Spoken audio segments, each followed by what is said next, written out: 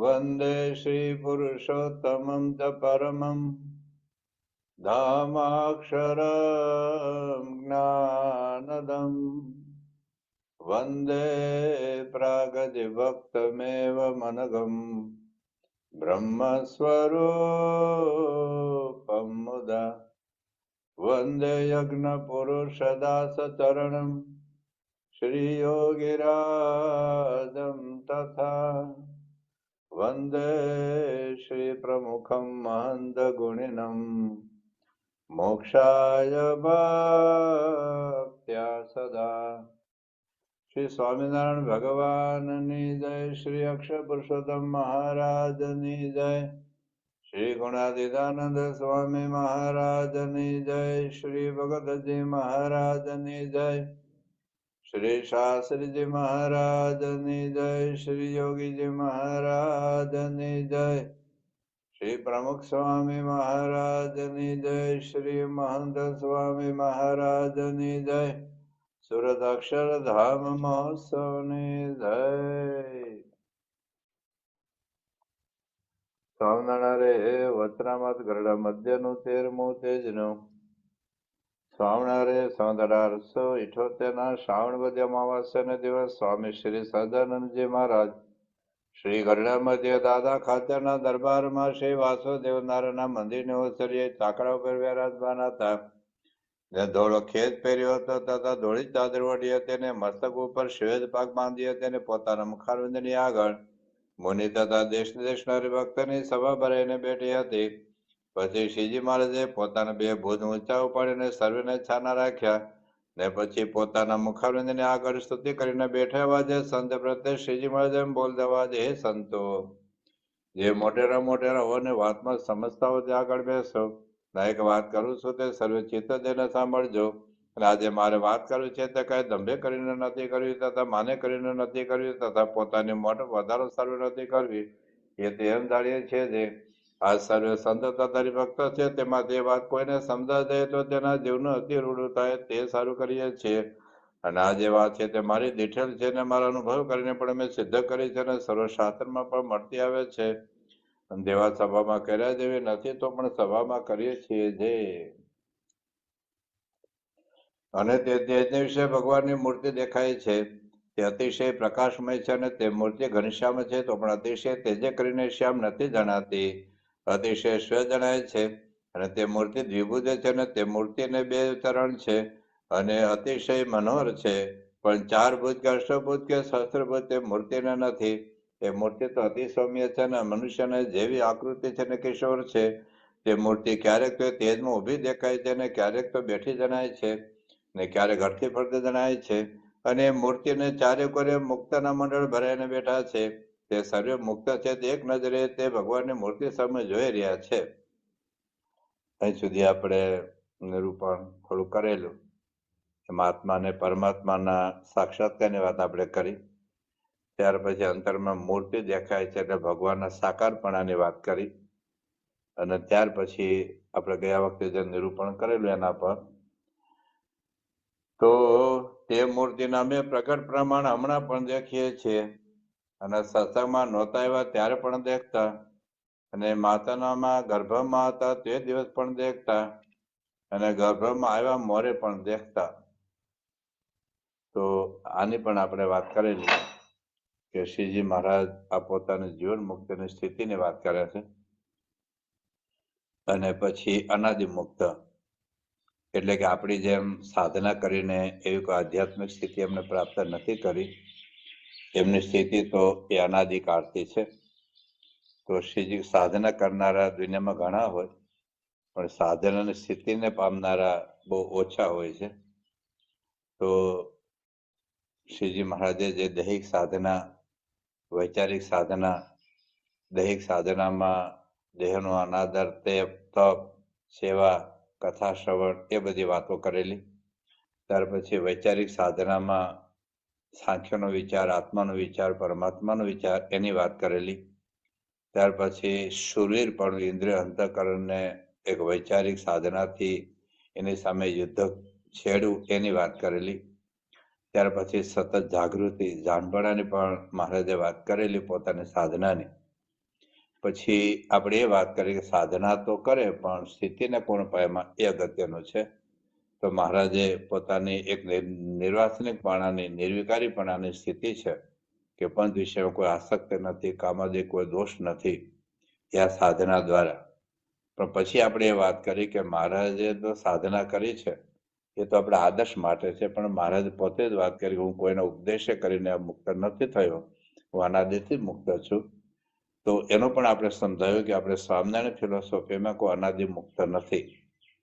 ઘણા બધા આપણા સંપ્રદાયના અમુક ફાટાઓ છે જે પોતાના સ્થાપકને એટલે પોતાના સંપ્રદાયના સ્થાપકને અનાદિ મુક્ત કહે છે. ઘણા બધા મુક્તનો ભાગ ભેગ પાડે છે, નિત્ય મુક્ત, અનાદિ મુક્ત, સાધ્ય મુક્ત, બધા ભાત મુક્તની વાત છે. અક્ષરધામમાં કોઈ મુક્તના ભેદ નથી. અક્ષરધામમાં કોઈ અનાદિથી મુક્ત છે જ નહીં. જે મુક્તો છે બધા જીવ ઈશ્વરો છે. પેલા બદ્ધ હતા અને પછી સાધના કરીને સ્થિતિને પામ્યા, પછી અક્ષરધામમાં ગયા. અનાદિથી માયાથી મુક્ત બે છે, બ્રહ્મ અને પરબ્રહ્મ. તો મહારાજે અનાદિ મુક્તનો અર્થ થાય એવો સમજવાનો કે અનાદિથી માયાથી મુક્ત છે અને માયાનો સ્પર્શ જ નથી થયો, એ રીતે અનાદિ મુક્ત. પણ જીવમાંથી મુક્ત થયા હોય, જેમ જૈન ફિલોસોફી, બૌદ્ધ ફિલોસોફીમાં એવું છે કે પોતાનું કર્મ ખપે, કર્મથી મુક્ત થાય એટલે પોતે જ કેવડી થઈ જાય, પોતે ભગવાન થઈ જાય. પણ અનાદિ ભગવાન એ લોકો માનતા નથી. પણ આપણી હિન્દુ ફિલોસોફીમાં કોઈ એવું છે નહીં. એ કોઈક અનાદિ એક ભગવાન છે. તો પરબ્રહ્મ પુરુષોત્તમ નારાયણ અને આખી ગુણાતીત પરંપરા, બે તત્વ છે, અક્ષર બ્રહ્મ, પરબ્રહ્મ, જે અનાદિ કાળથી માયા પર છે. એટલે માયાનો સ્પર્શ થયો નથી એટલું નહીં. મહારાજે એવું કહ્યું કે માયાનો સ્પર્શ તો માયા પણ બ્રહ્મરૂપ થઈ જાય. પ્રથમના 71માં વચનામૃતમાં પણ મહારાજે વાત કરી કે પોતે જે તત્વો ગ્રહણ કરે છે એ તત્વો પણ બ્રહ્મરૂપ થઈ જાય છે. એટલે એને કોઈ માયા સ્પર્શી શકતી નથી. તો પછી સાધના કેમ કરી અને સાધનાની વાતો કેમ કરી? તો ઘણી વખત આ ટોપિક આપણે ચર્ચેલો છે કે સાધના, ભગવાન કૃષ્ણ ગીતામાં કહ્યું કે યદ યદ આચરતે શ્રેષ્ઠ તદ એવેતરો જન સ યદ પ્રમાણમ કુરુતે લોકસ્તદન વર્તતે. આ ગીતાનો શ્લોક છે કે યદ યદ આચરતે શ્રેષ્ઠ તદ એવેતરો જન સ યદ પ્રમાણમ કુરુતે લોકસ્તદન વર્તતે. તો જે નેતા હોય એ જે વર્તે પ્રમાણે વર્તે. આજે ઘરે બાપ બીડી પીતો હોય તો છોકરો પીવાનો, બાપ એના પપ્પા સાથે ઝઘડે તો ભવિષ્યમાં છોકરો એના પપ્પા સાથે ઝઘડવાનો. તો આ બધું આપણા ઘરમાંથી જ, અથવા તો કોઈ સમાજનો નેતા હોય, કોઈ લગભગ ઘરના પણ કોઈક નેતા હોય, આખા પરિવારના કોઈક નેતા હોય, જ્ઞાતિના કોઈક નેતા હોય, ગામના, રાજ્યના, દેશના, વિશ્વના. તો યદ યદ આચરતી શ્રેષ્ઠ તદ દેવતરો જન. તો ભગવાન પરબ્રહ્મ પુરુષોત્તમ નારાયણ અને અક્ષરબ્રહ્મની પરંપરા એ શા માટે સાધના કરી? ભગવાન કૃષ્ણ ગીતામાં એવું કહે છે મારે તો કશું કરવાનું નથી, છતાં એટલી બધી પ્રવૃત્તિ, એટલું બધું કર્મ કેમ કરું છું?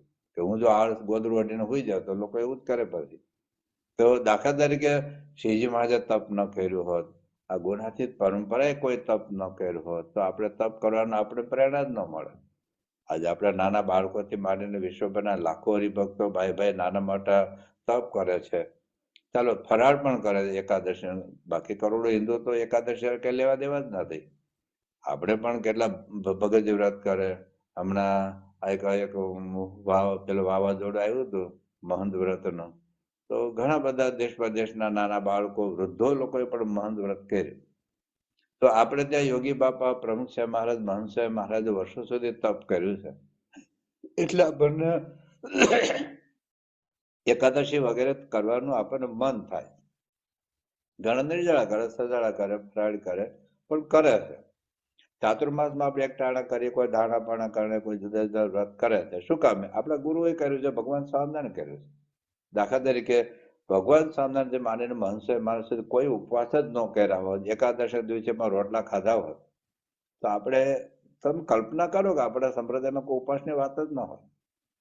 હવે એને જે તપ કર્યું છે એ તો કઈ સાધના માટે નથી કર્યું, એક પ્રેરણા. અને પછી તપની વાતો કરી કે અમે આવું તપ કર્યું હતું. વાતો ન કરી તોય આપણે ખબર ન પડે. શ્રીજી મહારાજ વખતમાં આપણે ક્યાં હાજર હતા?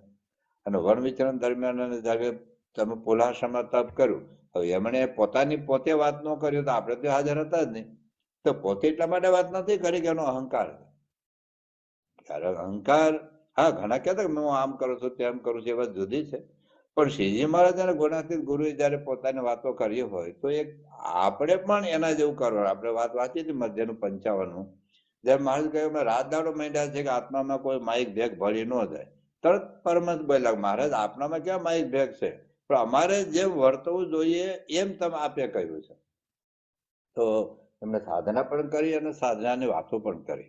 એટલા માટે દાખલા તરીકે શ્રીજી મહારાજે સેવા ન કરી હોત, ઘેરે મા બાપને સેવા કરી, પછી પેલા સેવકરામની સેવા કરી અને ત્યાં લોજમાં પણ સેવા કરી. એટલું નહીં, લાખો લોકોને ભગવાન માનતા હતા તોય માથે પથ્થર લઈને બંધેલા બાંધકામની સેવા કરી છે એમને. એવી રીતે ગુણાતીત પરંપરા કે ગુણાતીતના સ્વામી મહંત હતા તો ચોગન વાળતા હતા.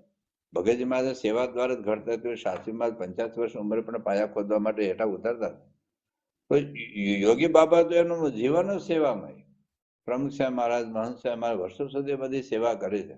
તમે કલ્પના કરો કે એ લોકોએ બિલકુલ સેવા ન કરી હોત. આપણા હરિભક્તોમાં, કાર્યકર્તામાં, ભાઈ ભાઈ નાના મોટામાં જે સેવાની ભાવના કેળવાની છે એ કોઈ કોલેજમાં નથી શીખ્યા, કોઈ તમે ક્રિકેટના કોઈ સ્ટેડિયમમાંથી નથી શીખ્યા, કોઈ ટીવી સિરિયલમાંથી નથી શીખ્યા, કોઈ ફિલ્મમાંથી નથી શીખ્યા.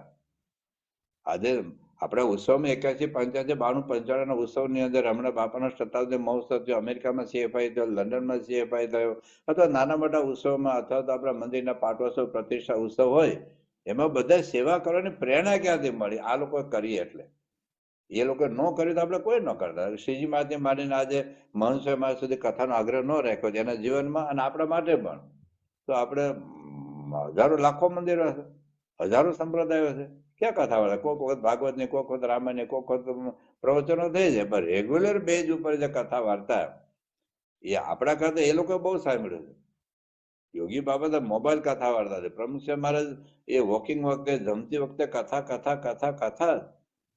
તો એને લીધે આપણને પ્રેરણા મળે. ટૂંકમાં જે કઈ તપ કર્યું, જપ કર્યું, દાખલા તરીકે બાપા પૂજા ન કરતા હોય, યોગી બાપા, પ્રમુખ સાહેબ મહારાજ કે મહંત સાહેબ પૂજા જ ન કરતા, ઉઠીને સીધા ખાઈ લીધું હોત, આપણે કોઈ પૂજા કરતા હોય? હવે એને પૂજાની જરૂરિયાત નથી. એ તો પોતે જ ભગવાનનું સ્વરૂપ છે, કોની પૂજા કરે?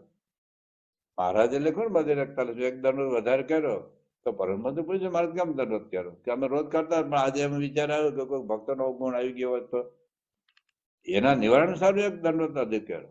એટલે કે શ્રીજી મહાદેવ પૂજા જ ન કરતા હોય તો આપણે કોણ કરતા હોય? આજે મહંત સાહેબ મારા થાય પૂજા જ ન કરતા હોય, ઉઠીને સીધું ખાઈ લેતા હોય રોટલો જે કાંઈ, તો આપણે કોઈ પૂજા ન કરતા હોય. એમને કોઈ નિયમ ન પાડે તો આપણે કોઈ નિયમ ન પાડતા હોય. આજે તમે કલ્પના કરો કે યોગી બાપા, પ્રમુખ સાહેબ મહંત હોકો પીતા હોય તો આપણે બધા શું પીતા હોય?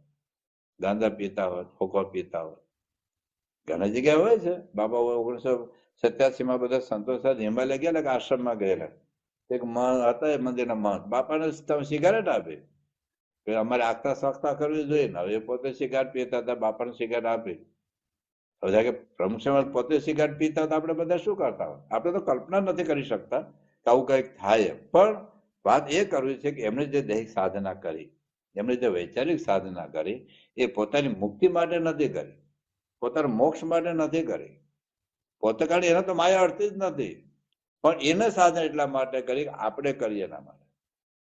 એટલે એવું નહીં માની લેવાનું ને. બાપાને આપણે ગયા વખતે પ્રસંગ કીધેલો કે પેલા પ્રોફેસર અંચિન છે ને પ્રોફેસર વિલિયમ, કે તમારા સંતોને પૂછીએ છીએ, એમ કે છે કે અમારા ગુરુ પ્રમુખ છે અનાદિથી માયા પર છે, અક્ષર બ્રહ્મ છે, અને આપ એમ કહો છો કે ગુરુના પ્રતાપે અમારે આવી સ્થિતિ થઈ, તો અમારે શું સમજવું? તો કે સામે આ લોકમાં આવે તો એવું જ કેવું પડે. રામ ભગવાન ગુરુ કર્યા, કૃષ્ણ ભગવાન ગુરુ કર્યા, એને ગુરુ કરવાની ક્યાં જરૂર હતી? છતાં ગુરુના આશ્રમમાં ભણવા ગયા તો કૃષ્ણ ભગવાન અભણ હતા? ગુરુના આશ્રમમાં ભણવા ગયા છે રામ ભગવાન બધા, તો એમને ગુરુની સેવા કરી છે, ગુરુને પગે લાગ્યા છે, ગુરુના આશીર્વાદ લીધા છે. તો બધા એમ કે ગુરુના પ્રતાપે અમારી સ્થિતિ છે, આ લોકમાં એ મર્યાદા છે, કેવું પડે. પણ હકીકતમાં એ સ્વરૂપ અનાદિ છે. તો શ્રીજી મહારાજથી માંડીને આપણી પરંપરા એ અનાદિથી માયા પર છે, છતાં એમને જે સાધના કરી છે એ આપણા માટે કરી છે કે આપણે પણ એ તપ કરવું પડે, સેવા કરવી જોઈએ, કથા બેસવું પડે, કથા સાંભળવી પડે, નિયમ ધર્મ પાળવા પડે, તો આપણે એના જેવી સ્થિતિ થાય. હવે જે શ્રીજી મહારાજ જે સ્થિતિના લક્ષણ બતાવે છે, જે આગળ આપણે હવે નવું નિરૂપણ હવે આજથી શરૂ કરીએ છીએ, કે મહારાજ શું કહે છે? અને અમે બોલીએ છીએ તે પણ ત્યાં જ બેઠા થકા બોલીએ છીએ, અને તમે પણ સર્વે ત્યાં જ બેઠા છો એમાં હું દેખું છું. પણ આ ગઢડું શહેર કે આ ઓસરી એ કાંઈ દેખાતું નથી. આ તો બહુ ગજબની વાત કરી છે. શ્રીજી મહારાજ કહું છે કે અમે ત્યાં બેઠા હતા કા, એટલે ત્યાં એટલે ગયા અક્ષરધામ. આગળ વાત આવી છે આત્મા કઈ અક્ષરબ્રહ્મ કઈ અક્ષરધામ કહીએ. તો અક્ષરધામમાં બેઠા થકા અમે બોલીએ છીએ ને, અને તમને પણ હું ત્યાં જ બેઠેલો દેખો છું. બધા જ હરિભક્તો જે મારી કથામાં બેઠા છે, મહારાજ કહે છે તમે પણ બધા અક્ષરધામ જ બેઠા છો. એટલું જ નહીં, હવે એકચ્યુઅલી તો આ ગરડામાં મહારાજ દાદા ખાતરના દરબારમાં બેઠા છે, દક્ષિણાદાર દ્વારની અંદર બેઠા છે, મહારાજ થાંભલા પાસે બેઠા છે, બધું નિરૂપણ આવે છે આગળ. મહારાજ કહે છે મને આ ગરડું શેર કે ઓરસે કઈ દેખાતું જ નથી. આપણને તો ટાઢા પણ ગપ્પા લાગે બધી, પણ શ્રીજી મહારાજે આવી જ એક સ્થિતિની વાત, જેને જ્ઞાનની સ્થિતિ થાય છે એને કેવું દેખાય છે એની વાત મહારાજે બે વચરામતમાં કરી છે. એક તો પ્રથમનું 24મું વચરામત છે. મહારાજ શું કહે છે જો,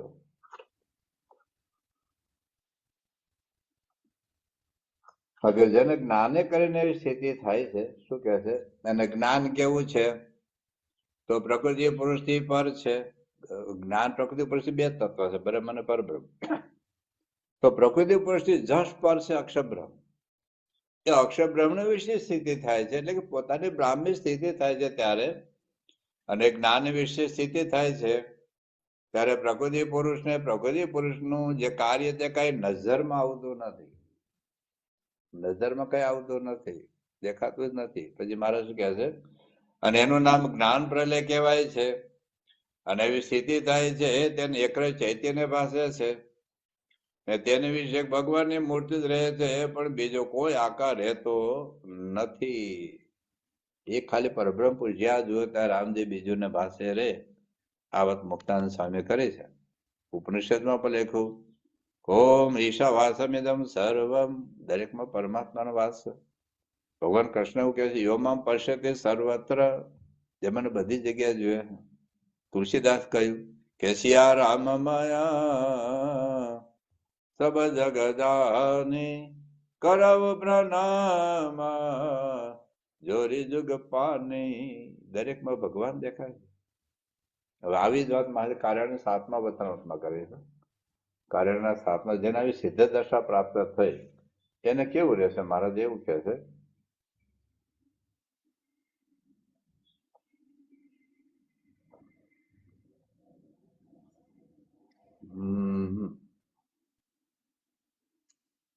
અને એવી નિષ્ઠાને પામીને જે સિદ્ધ દર્શનને પામ્યો હોય, પ્રત્યક્ષ ભગવાનની નિષ્ઠા, પ્રત્યક્ષ પુરુષોત્તમ વિશે એ જે દ્રઢ નિષ્ઠા તેને આત્યંતિક કલ્યાણ કહીએ. અને એવી નિષ્ઠાને પામીને જે સિદ્ધ દર્શન પામ્યો હોય તેની આવી દશા હોય છે. પિંડ બ્રહ્માંડનો તથા પ્રકૃતિ પુરુષનો પ્રલય થયા પછી અક્ષરધામ વિશે જે ભગવાનની મૂર્તિ અખંડ બિરાજમાન છે, તે મૂર્તિને સ્થાવર જંગમ એ સર્વે આકાર વિશે જ્યાં જ્યાં દ્રષ્ટિ જાય ત્યાં ત્યાં સાક્ષાત્કાર દેખે, અને તે મૂર્તિ વિના બીજું અણુ માત્ર પણ ભાષે નહીં. એ સિદ્ધ દશાનું લક્ષણ છે. એટલે પરબ્રહ્મ પુરુષોત્તમ નારાયણ સિવાય બીજું કશું દેખાય નહીં. તો આવી એક સ્થિતિ છે, અને આવી એક સ્થિતિનું નિરૂપણ મહારાજે પોતાની સ્થિતિની વાત કરી છે. આ તો જનરલ કે કોઈ પણ જો આવી જ્ઞાનની સ્થિતિ થાય, પ્રથમ 24મું પ્રમાણે, કાર્યના 7મા પ્રમાણે જો સિદ્ધ દશા થાય તો અત્યારે આપણે જે બોલીએ છીએ ને જ્યાં જુઓ ત્યાં રામજી, એ ખરેખર એને દેખાય. ઓમ ઈશા વાસ્યમ ઇદમ એ ખરેખર દેખાય. ભગવાન કૃષ્ણ યોમમ પશ્યતે સર્વત્ર એને ખરેખર દેખાય. તો મહારાજ કે મને આવું દેખાય છે. લોહીના 14મા વચનામૃતનો આપણે રેફરન્સ વાંચેલો કે સૌથી પ્રત્યેકનો સમૂહ છે, તેનો મધ્ય સિંહાસન છે, અને સિંહાસન વિશે મૂર્તિ દેખાય છે. તો એ વાત મહારાજે જોઈએ છે. અહીં કહે છે હું ત્યાં થકા બોલું છું. બીજી એક વાત મહારાજે બે વચનમાં કરી છે. એક તો અંત્યનું બીજું વચરામત છે. તો આ બધાને કેવા જોઈએ છે મહારાજ, બધાની સ્થિતિ શું છે મહારાજની, તો મહારાજ પૂછે કે મને આ અક્ષરધામની સભા દેખાય છે કે તમે પણ બધે ત્યાં બેઠા છો. મહારાજ કહે છે આ મધ્ય 13માં કે તમે પણ બધે ત્યાં જ બેઠા છો. હું તો ત્યાં બેઠો છું પણ તમે પણ બધા ત્યાં જ બેઠા છો. શું કે છે જો અંતનું બીજું વચનમાં છે, જેવી શ્વેતદ્વીપમાં સભા છે ને જેવી ગોલોક ને વૈકુંઠ લોકની વિશે સભા છે ને જેવી બદ્રિકાશ્રમની વિશે સભા છે, તેથી પણ હું આ સત્સંગની સભાને અધિક જાણું છું, કારણ કે અક્ષરધામની સભા છે. તેનો અર્થ એ થયો, આ લોકો કહે છે ને અમુક આપણા સંપ્રદાય વાળા કે ગોલોક ને વૈકુંઠ ને શ્વેતદ્વીપ બધું એક જ છે. બધી પર્યાવતી શબ્દો છે. જેમ અમદાવાદ ને કર્ણાવતી કહો, અમદાવાદ કહો, અહેમદાબાદ કહો, શ્રીનગર કહો, એક જ છે. એમ ગોલોક ને વૈકુંઠ ને શ્વેતદ્વીપ ને બદ્રિકાશ્રમ ને અક્ષરધામ બધું એક જ છે. એટલે એક નથી, જુદું છે. આપણે આગળ વાત કરીશું એની. પણ માર્ગ જેમ ગોલોક વૈકુંઠ લોક વિશે સભા છે ને જેવી બદ્રિકાશ્રમ વિશે સભા, તેથી પણ એના કરતા પણ આ સત્સંગની સભાને અધિક જાણું છું. આગળ બીજા વચન પર વાત કરે છે મહારાજ. અને સર્વરી ભક્તિને અતિશય પ્રકાશયુક્ત દેખું છું. લો, આપણને તો કોઈ દેખાતા જ નથી ભાઈ સાહેબ. મને તમારામાં તે દેખાતું નથી, તમને મારામાં તો ન જ દેખાય. તો આપણે તો હાવ અને આજુબાજુમાં આગુ પાછું કરતા હોય, સ્વભાવ દેખાતા હોય, કોઈ કામ, કોઈ ક્રોધ, કોઈ લોભ, કોઈ સ્વાદ, કોઈ અહંકાર, ઝઘડતા દેખાતા હોય, ગાળાગાળી મારામારી કરતા દેખાતા હોય, ઘણા બધા આગુ પાછું કરતા દેખાતા હોય. મહારાજ શું કહે છે કે બધા જ આ મધ્ય 13માં શું કહે છે, તમને બધા ત્યાં બેઠેલા દેખું છું. એટલે તમે બધા અક્ષરધામનો મુક્તો છે મારા જેવું જોઈએ છે. પછી મહારાજ આ અંત્યના બીજામાં એવું કહે છે કે સર્વ હરિભક્તને અતિશય પ્રકાશયુક્ત દેખો છો.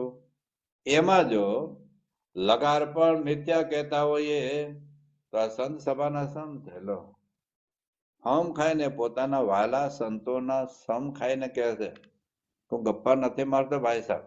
તમને દેખાતું ન હોય તમારો પ્રશ્ન છે, પણ મને તો દેખાય. હવે અંત્યના બીજા વચનમાં પણ મારા સમ ખાઈને, અંત્યના 21માં વચનામૃતમાં પણ મારા સમ ખાઈને વાત કરે છે. અંત્યનું બીજું આપણે વાંચ્યું. હવે અંત્યના 21માં વચનામૃતમાં મારે સમ ખાવાનું કારણ પણ બતાવું છું. હું સમ કામ ખાઉં છું. હા, એ અંત્યના બીજામાં છે. હું સમ શું કામ ખાઉં છું એ આગળ વાંચી લઈએ આપણે. તો મહારાજ કહે છે તે સમ શા સારું ખાવા પડે છે. લો, તે સમ શા સારું ખાવા પડે છે, જે સર્વે નિવલૌકિક પણ સમજાતું નથી ને દેખવામાં પણ આવતું નથી, તે સારું સમ ખાવા પડે છે. આપો જેને આપણે ભગવાન માનીએ છીએ, જેને આપણે ઈષ્ટદેવ માનીએ છીએ, જેને આપણે સર્વોપરી ભગવાન માનીએ છીએ, જેની કૃપાથી આપણે અક્ષરધામમાં જવાના છે, એની વાતમાં પણ આપણને વિશ્વાસ નથી આવતો. એટલે મહારાજ કે સમ ખાવું છું. હા, કેટલી મહારાજને આ વાત આપણને બેસાડવી છે, પણ આપણું મન છે ને આ સુપ્રીમ કોર્ટના અમુક વકીલ જો મારા નામ નથી આપવા, પણ એ ભયંકર વકીલો, એ રામ ભગવાનનું અસ્તિત્વ છે જ નહીં એવું 450 પેજ એફિડેવિટ સુપ્રીમ કોર્ટમાં આવા બધું વકીલો રજૂ કરેલું. ભગવાનનું અસ્તિત્વ જ નથી, કોઈ હિસ્ટોરિકલ પાત્ર જ નથી. તો આપણી બુદ્ધિ એવી છે, નો માનવા દે આપણને. એટલે તમે ભગવાન ખરા, પણ આટલી વાત તો અમે નહીં જ માનીએ તમારી, કારણ કે આપણે દેખાતું નથી. આપણે કોઈ પૈસા લઈ ગયા પાછા ન આપે, હવે અક્ષરધામનો મુક્ત ક્યાંથી મનાય? આપણે દયા કરીને મદદ કરી હોય, અને પહેલામાં નથી એવું નથી, દાન જ માન નથી આપવા, જા થાય તે કરી લે. હવે આપણે કેવી રીતે એને અક્ષર મુક્ત માનવા કહો? દીકરા દીકરીના વિવાહ વિશાળ થયું હોય, સત્સંગી જ હોય, પણ સાસુ સત્સંગી હોય, મહાવિચિત્ર હોય ને હેરાન કરતી હોય, આપણે કેવી રીતે અક્ષરધામનો મુક્ત માનવા? અને મારા વખતમાં આ બધા સામે બેઠા હતા, બધા ફઈભાઈ નહીં બેઠા હોય, અલ્લાહ ખાચર નહીં બેઠા હોય, જીવા ખાચર નહીં બેઠા હોય, આ પૂર્ણાનંદ બધા તમે બધા કીડી શકી મહારાજનું બાવડું છોડે જતા રહ્યા, નહીં બેઠા હોય, છતાં મહારાજ બધાને અક્ષરધામનો મુક્ત દેખે છે, અતિશય પ્રકાશયુક્ત દેખે છે. મહારાજ પુરુષોત્તમ પહેલા પ્રીત્યાનું એક વાક્ય મનુષ્ય બહુ બોલ્યા છે કે આ મનુષ્ય જેવા દેખાય છે પણ કોઈ મનુષ્ય નથી. મહારાજ કે અમે તો જેવું દેખીએ છીએ એવું તો કહેતા નથી. મેરું જરૂર હતું એમાંથી માત્ર તલ માત્ર કહીએ છે, એ પણ લોકોના મનમાં બેસતું નથી. તલ માત્ર પણ લોકોને તો મેરું જેવું લાગે. મહારાજ કે અમને જેવું દેખાય છે એવું પૂરેપૂરું તો કહેતા જ નથી. ખાલી તલ જેટલું કહીએ છીએ, પણ તોય એવા લોકો તો મેરુ પર્વત જેવું લાગે, અતિશયોક્તિ લાગે કે આ મારું પૈસા લાગ્યો અક્ષરધામનો મુક્ત કેમનો. ઘણા તો આપણે પીતા દેખાય, ઘણી વખત તમાકુ ખાતા દેખાય, આપણે પાર્કિંગ અહીં કરતો આપણને કોઈ થપ્પડ મારી દે. કેવી રીતે મુક્ત માનો? અને બધા દેખાતા હશે મારા વખતમાં, છતાં મારા કહે છે તમે એટલા માટે ખાવા પડે છે તમને આવું અલૌકિક પણ નથી દેખાતું, તમને આવી દિવ્યતા નથી દેખાતી. એમાં મારે કે તમારો વાંક પણ નથી, તમારી માઇક દ્રષ્ટિ છે. જેમ લાલ ચશ્મા પહેર્યા હોય તો સફેદ બિલ આપણે લાલ જ દેખાય, પીળા ચશ્મા પહેર્યા હોય, લીલા ચશ્મા પહેર્યા હોય, બ્લુ ચશ્મા પહેર્યા હોય તો આપણે સફેદ બિલ લાલ બ્લુ જ દેખાય. એમાં આપણી આંખો માઇક છે એટલે આપણે ન દેખાય, ન મનાય. પણ મારે કે તમે ન દેખો ત્યાં સુધી માનો તો ખરા પૈસા. મારે ખોટું બોલવાનો સ્વાર્થ છે. મારે કે તમે કુવામાં નાખીને માથે શેલા ન નાખે. 2035 વાત કરી છે. હવે 21 વત્રમતમાં મહારાજ કહે છે, એમાં પણ મારા સમ ખાઈને વાત કરે. શું કે છે જો,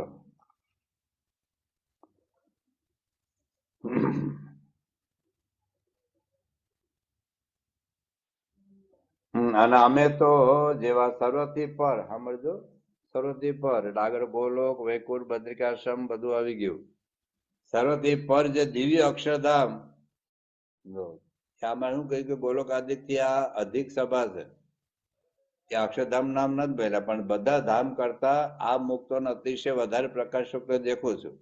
અહીંયા મારે શું કે છે, અમે તો જેવા સર્વથી પર જે દિવ્ય અક્ષરધામ તેને વિશે ભગવાનના પાર્ષદ છે. પાર્ષદ એટલે આપણે જે અત્યારે દીક્ષા હોય છે ને, પાર્ષદ દીક્ષા સફેદ કપડા એ અર્થમાં નથી, મુક્તના અર્થમાં. ભગવાનના પાર્ષદ છે ને તેવા જો આ સત્સંગીને ન જાણતા હોઈએ તો અમને ભગવાન તથા ભગવાનના ભક્તના સમ છે. શ્રીજી મહારાજ આપણને અક્ષરધામનો મુક્ત દેખે છે અને આપણને નથી મનાતું એટલે મહારાજ સમ ખાય. હવે કદાચ આપણે ન પણ મનાય. આજે દાખલા તરીકે મંદિરના શિખર ઉપર કોઈ હરિભક્તો ઉભા હોય અને રોડ ઉપર સ્કૂટર દેખાતું હોય અને આપણને ફોન કરે કે રોડ ઉપર 10 સ્કૂટર જાય છે. હવે આપણે નીચે હોય અથવા તો હોલમાં હોય, આપણે ન દેખાય, એ પણ વાત સાચી છે. અને શિખર ઉપર ઉભો છે એને સ્કૂટર દેખાય છે, એ પણ વાત સાચી છે. હવે રોડ પર સ્કૂટર જાય છે એ જ્ઞાન જો આપણે જાણવું હોય તો કા વિશ્વાસ રાખવો પડે, જેને સ્કૂટર દેખાય છે. અથવા તો આપણે શિખર ઉપર જવું પડે. જો રોડ ઉપર 10 સ્કૂટર જાય છે અથવા બાઇક જાય છે અથવા ગાડી જાય છે અથવા 100 માણસો ચાલતા જાય છે, આ પ્રકારનું જ્ઞાન પ્રાપ્ત કરવું હોય તો આપણે શિખર ઉપર જવું પડે મંદિરમાં. અથવા તો જે શિખર ઉપર જઈને બોલે છે એના વચનમાં વિશ્વાસ રાખવો પડે. ત્રીજો કોઈ ઓલ્ટરનેટ જ નથી. આ વિશ્વાસ અથવા પોતાની સ્થિતિ. કોઈ માની લો કે હિમાલય ઉપર હોય, એવરેસ્ટ શિખર ઉપર હોય, એને જે દેખાય અને એ 29,000 ફૂટ ઊંચાઈ ઉપર છે, આપણે નીચે છે, આપણને બધું નથી દેખાતું, એ પણ વાત સાચી, અને એને આખું દેખાય છે, એ પણ વાત સાચી. તો આપણે 29,000 ફૂટ ઉપર જવું પડે. અરે કદાચ આપણે 5,000 ફૂટ ઉપર જઈએ, પણ જે 29,000 ફૂટની ઊંચાઈ પર જે અનુભવ છે એ 5,000 ફૂટ ઉપર નથી, એ 10,000 ફૂટ ઉપર નથી, એ 25,000 ફૂટ ઉપર નથી, એ 29,000 ફૂટ ઉપર એવરેસ્ટ ઉપર જાવ ત્યારે તમને જે દેખાય, જે અનુભવ થાય એ ત્યાં જાવ તો થાય. હજુ ત્યાં જવાને આપણી તેવડ ન હોય, આપણી તાકાત ન હોય, આપણી શ્રદ્ધા ન હોય, અથવા શરીર આપણે એટલું દાદ ન દેતું હોય તો પછી એના વચનમાં વિશ્વાસ રાખવો પડે. જેમ કોઈ ચંદ્ર ઉપર હોય, ચંદ્ર ઉપર જે વેટલેસનેસ નો અનુભવ થાય, આપણું વજન જ નથી એવું, આવું હલકું આમાં ઉડતા પર એવું હોય, તો ચંદ્ર પરનો જે અનુભવ આપણે પૃથ્વી પર ન થાય. કારણ જે ચંદ્ર પર ગયા છે એના વચનમાં વિશ્વાસ રાખવો પડે અથવા આપણે જવું પડે. તો મહારાજ કહે છે કે મને આ બધું દેખાય છે, અક્ષરધામનો મુક્તો દેખાય છે બધા, આ બધામાં મને પરમાત્મા દેખાય છે. મને આ ગરડ્યું કે ઓસરી કે થાંભલા કશું દેખાતું નથી, બધું ચૈતન્ય ભૂમિ દેખાય છે. તમને નથી દેખાતું એ વાત સાચી છે, કારણ કે તમારી સ્થિતિ નથી. અને મને દેખાય છે એ પણ વાત સાચી છે, કારણ મારી સ્થિતિ છે. તો હવે જો તમે મારા વચનમાં વિશ્વાસ મૂકશો તો જ જ્ઞાન પ્રાપ્ત કરી શકશો, તો તમે આગળ વધી શકશો. એટલે શ્રીજી મહારાજે આપણને એક વિશ્વાસની વાત કરી. અને મનસુખ મહારાજ ઘણી વખત કહે છે કે આ વિશ્વાસનો વિષય છે, આ શ્રદ્ધાનો વિષય છે. અધ્યાત્મ માર્ગ એ કોઈ બુદ્ધિનો વિષય જ નથી. અને બુદ્ધિનો વિષય પણ બુદ્ધિ તો બહુ લિમિટેડ છે ભાઈ. બધું બુદ્ધિથી નથી સમજાવી શકાતું. દાખલા તરીકે ગોળ ગળ્યો છે અને ખાંડ ગળી છે. આ બે ના ગળપણનો તફાવત મને બુદ્ધિથી સમજાવો, તર્કથી સમજાવો, લોજિકથી સમજાવો, સાયન્ટિફિક પ્રૂફથી સમજાવો. હું સમજાવું તને? ખાંડ ખાય, ગોળ ખાય તો બે વચ્ચે તફાવત ખબર પડે, બાકી કોઈ શબ્દનું નિરૂપણ થાય જ નહીં. દાખલા તરીકે ચીકુ ગળ્યું છે અને કેળું ગળ્યું છે. શબ્દ તો એ જ વપરાય, ચીકુ ગળ્યું છે અથવા તો કેરી ગળી છે. શબ્દ તો બે સરખા જ છે, પણ છતાં ગળપણમાં તફાવત છે કે નહીં? લાડુડી અને મોહનથાળ બે ચણાના લોટમાં જ બનાવે, પણ છતાં બેના સ્વાદ જુદો. લાડુ અને શીરો બે ઘઉંના લોટમાં જ બને, પણ છતાં સ્વાદનો તફાવત છે. શ્રીખંડ પણ ગળ્યો અને આઈસ્ક્રીમ પણ ગળ્યો. બેયનું રો મટીરિયલ તો દૂધ જ છે. દૂધમાંથી દહીં બનાવીને પછી શ્રીખંડ બન્યો, પેલા દૂધમાંથી સીધું આઈસ્ક્રીમ બન્યો. બેમાં ખાંડ નાખેલી, છતાં બેના સ્વાદનો જુદો છે. બે કહેવાય ગયો કે શ્રીખંડ ગળ્યો છે, આઈસ્ક્રીમ ગળ્યો છે. હવે બે વચ્ચે તફાવત તમે બુદ્ધિથી હું સમજાવું. ચાલો, દુનિયાભરના બધા વૈજ્ઞાનિકો ભેગા થાય, દુનિયાભરના બધા સુપ્રીમ કોર્ટના વકીલો ભેગા થાય, દુનિયાભરના બધા સુપ્રીમ કોર્ટના જજ ભેગા થાય. આવા બે વચ્ચેના ગળપણનો તફાવત તમે શબ્દથી હું સમજાવે? જ્યાં સુધી હું આઈસ્ક્રીમ ન ખાવ, જ્યાં સુધી હું શ્રીખંડ ન ખાવ, ત્યાં સુધી બે ના ગળપણનો તફાવત, અને હું ખાધા પછી પણ હું નિરૂપણ ના કરી શકું. ચાલો, આઈસ્ક્રીમ અને લાડુ બે ગળ્યો છે, પણ આઈસ્ક્રીમ ખાધાનું જે ગળપણ અને લાડુ ખાવાનું જે ગળપણ હું શબ્દથી કેવી રીતે નિરૂપણ કરી શકું? બુદ્ધિથી કેવી રીતે નિરૂપણ થાય? તર્ક અને દલીલથી કેવી રીતે સમજાવી શકું? આ લોકનો માર્ગ એવો છે, શ્રદ્ધાનો માર્ગ છે, આ વિશ્વાસનો માર્ગ છે. તમે આ ટેબ્લેટ લેવાથી મારું માથાનો દુખાવો મટી જાય, પેલા મને માથું મટી જાય પછી હું દવા લઉં, નો હાલે ભાઈ. કે ડોક્ટરમાં વચનમાં વિશ્વાસ રાખવો જ પડે. હા, એન્જિનિયર એમ કે આ દવા લો તો નો માની, બરાબર, એન્જિનિયર મેડિકલ કોઈ અનુભવ નથી, પણ ડોક્ટરનો અનુભવ છે તો ડોક્ટરના વચનમાં વિશ્વાસ આપણે રાખવો જ પડે. કે એમ ન કહેવાય કે ભાઈ મારું માથું મટી જાય મને દેખાડો, એ દવાથી કોકનું મટ્યું તારું ન પણ મટ્યું હોય, તારું માથાનો દુખાવો કારણ જુદો પણ હોય, પણ એ ડોક્ટરને જ ખબર છે. એને કે એને લાલ કેપ્સ્યુલ આપણે મને કેમ સફેદ દવા આપી? બેને માથા દુખાવો છે, પણ એના માથાનું દુખાવાનું કારણ જુદું, તારું જુદું હોય. પેટમાં બે દુખતું હોય, એકનું ઓપરેશન કરવાનું કે એકને ઇન્જેક્શન આપે, કારણ શું? એકને દવા આપે ટેબ્લેટ, કારણ કે ભજીયા બહુ ખાધા પેટમાં દુખતું હોય, અને પેલા એને એપેન્ડિક્સ થયું એટલે દુખતું હોય, તો ઓપરેશન કરવું પડે. તો ડોક્ટર જ બધો અનુભવ છે, કોનું ઓપરેશન કરવું, કોને ઇન્જેક્શન આપવું, કોને કઈ દવા આપવી. એમાં આપણી ચોઈસ નથી ચાલતી. મને લાલ કેપ્સ્યુલ આપ, સફેદ ટેબ્લેટ આપ. મને સફેદ ટેબ્લેટ બહુ ભાવે છે, આઈસ્ક્રીમનો ફ્લેવર થોડી છે ભાઈ કે મને આઈસ્ક્રીમનો ફ્લેવર ભાવે. તમે કદાચ દેશના રાષ્ટ્રપતિ હો અને પેલા ડોક્ટર હોમિયોપેથિક ડોક્ટર હોય તો ડોક્ટરમાં વિશ્વાસ મૂકવો પડે, નો હાલે. પાયલોટમાં વિશ્વાસ મૂકવો નથી પડતો? રોજ રોજ આખી દુનિયામાં એક બે પ્લેન રોજ ક્રશ થાય, રોજ એક બે પ્લેન આખી દુનિયામાં પેલા નાના મોટા પ્લેન ક્રશ થાય. જે દિવસે આપણે અમદાવાદના પ્લેન ક્રશ થયું અને ઘણા માણસો મૃત્યુ પામ્યા, એ દિવસે એ એરપોર્ટ ઉપર જે લોકો પ્લેનમાં નહીં બેઠા હોય તો પાયલોટમાં વિશ્વાસ રાખીએ છીએ, બસના ડ્રાઈવરમાં વિશ્વાસ રાખીએ. તો આ તો પરબ્રહ્મ પુરુષોત્તમ નારાયણ છે ભાઈ. ભલે આપણને નથી દેખાતું, ભલે આપણને નથી અનુભવાતું, પણ એ કે છે ભાઈ, તો માનવું તો પડે. અને માન્યા પછી એ એટલા માટે કહે છે કે આપણે પણ એવી સ્થિતિ કરવાની છે, આપણે પણ એવી સ્થિતિ કરવાની છે કે આપણને પણ જે મહારાજ એટલા માટે જ કહે છે કે મારે તમને આવા બનાવવા છે. મારું એક એક હરિભક્ત, એક એક સંત, ભાઈ નાના માટે ઉંમર સાથે, જ્ઞાતિ સાથે, દેશ સાથે કોઈ લેવા દેવા નથી, પણ મારે બધાને આવા કરવા. તો શ્રીજી મહારાજને આ વચનમાં વિશ્વાસ રાખવો પડે. આ એક દ્રષ્ટિ છે, આવી સ્થિતિ છે. જ્યારે કૃષ્ણ ભગવાનને અર્જુનને વાત કરી, મને આપણે જે સ્વરૂપની વાત કરી, મને દેખાડો. કૃષ્ણ ભગવાન કે તને નહીં દેખાય. પેલા તો ના જ પડે, તારે જોવાની જરૂર શું છે? ના, મને દેખાડો. તો કે તારી આંખે નહીં દેખાય. દિવ્યમ ચક્ષુ દદામ્યહમ, હું તને દિવ્ય ચક્ષુ આપું, એનાથી તું જોઈ શકે.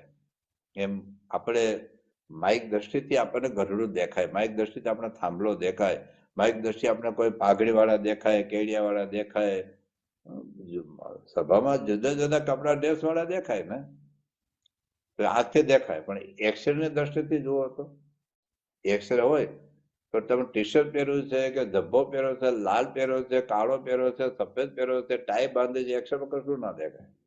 એક્સરેમાં સીધા હાડકા દેખાય. કેવા કલરના કપડા પહેર્યા છે એક્સરેમાં દેખાય કશું? ફોટોમાં દેખાય, વિડીયો પાડો તો દેખાય, પણ એક્સરેમાં કશું ના દેખાય. આ પેલા લગ્નના પ્રી વેડિંગ શૂટિંગ ને લગ્ન વખતનું શૂટિંગ હોય છે ને, વિડીયો અને બધું, એમાં ભાતના નખરા, ભાતના એક્શનો, ભાતની બધી બ્યુટી પાર્લર બધું કર્યું હોય, એ બધું વિડીયોમાં દેખાય, ફોટોગ્રાફમાં દેખાય, એક્સરેમાં કશું ના દેખાય. તમે ફેસ એક્સરે લો બધું પેલી લિપસ્ટિક દેખાય?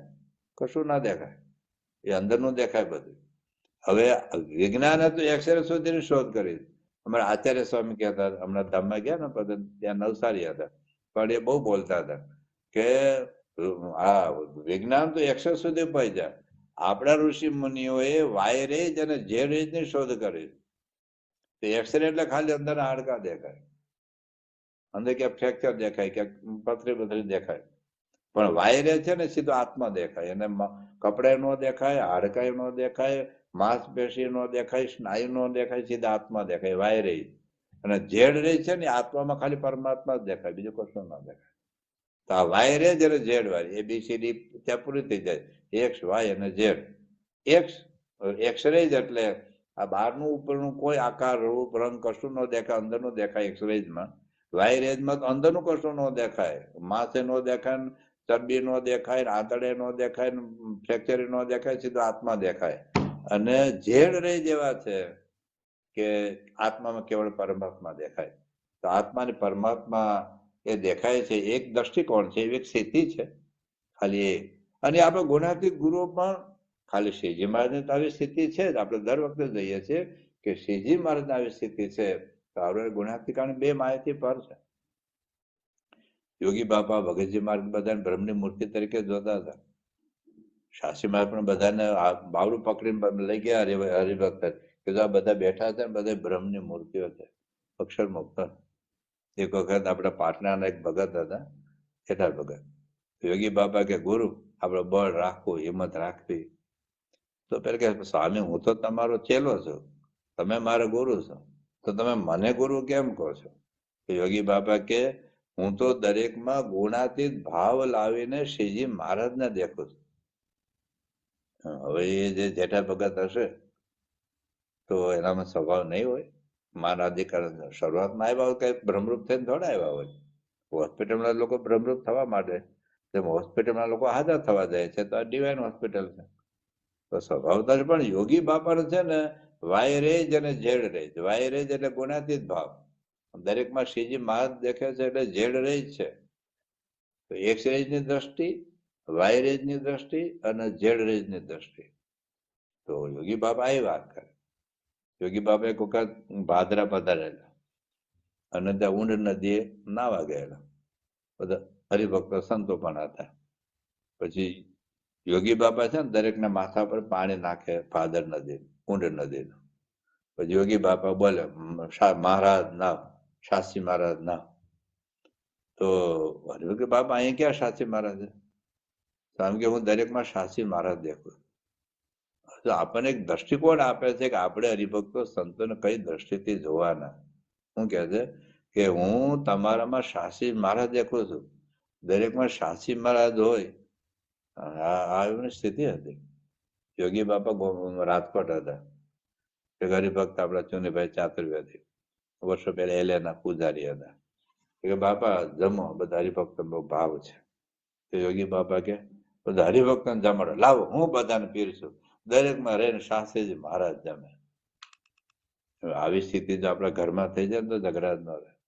હરિભક્તને જમાડી, હરિભક્તને પીરસી, આવી ભાવના હોય બધાના શાસ્ત્રી મહારાજ રૂપે. અને મનુષ્ય કેટલી વાર બધા દરેકમાં હું યોગી બાપા જોઉં છું, દરેકમાં પ્રમુખ સ્વામી જોઉં છું, બાળકોમાં, યુવકોમાં. તો આ સ્થિતિ લોકોની છે. જાગે સંકેત હું દરેકને સ્વામી સ્વરૂપ જોઉં છું, એટલે પછી કોનો અવગુણ આવે? આજે સાસુઓ એકાબીજાને જો અક્ષરમહમ પુરુષોત્તમનો અર્થ આ થાય, અક્ષરમહમ હું અક્ષર છું એટલે હું મહંત સ્વામી છું. તમે પણ બોલો અક્ષરમ અહમ, તો તમે પણ મહંત સ્વામી છો. પતિ પત્ની બે બોલો અક્ષરમ પુરુષોત્તમ, તો બે અક્ષરમ એટલે ગુણાતીતાનંદ સ્વામી, યોગી બાપા, પ્રમુખ સ્વામી, મહંત સ્વામી મહારાજ છે.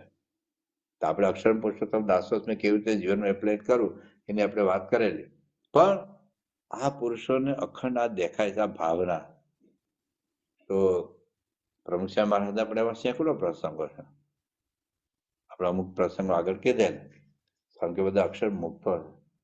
અક્ષર મુક્તને દ્રષ્ટિથી જોયે છે. સ્વામીને સારંગપુરમાં પૂછેલું કે તમે અમને કઈ દ્રષ્ટિથી જુઓ છો?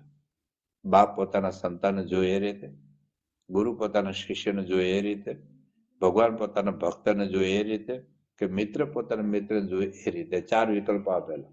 સ્વામી 5મો વિકલ્પ પસંદ કર્યો. સ્વામી કે અક્ષર મુક્તો જ છો તમે બધા જ અક્ષર મુક્તો જ છો. તો બાળકોને પણ પ્રમુખ સ્વામી મહારાજ, યોગી બાપા, મહંત સ્વામી મહારાજ અક્ષર મુક્ત તરીકે જોઈએ છે. એમની એ સ્થિતિ છે. એ ખાલી માન્યતા નથી, ખાલી નો હોય ને માનવું, ખાલી એવું નથી. આ હકીકતમાં એ લોકો માને. આ ખાલી વિઝ્યુઅલાઇઝેશન એવું અત્યારે જે બોલે છે ને બધું વિઝ્યુઅલાઇઝેશન, એ ખાલી એક સિદ્ધાંતો 1000 વર્ષો પહેલા આપણે ત્યાં માને છે, જે થવાના છે અક્ષર મુક્ત. મહંત પૂછ્યું સ્વામી આપણે બધા સ્વભાવ દેખાય છે, તો તમે અક્ષર મુક્તો છે કે થવાના છે? સ્વામી કે છે, તમને દેખાતું નથી.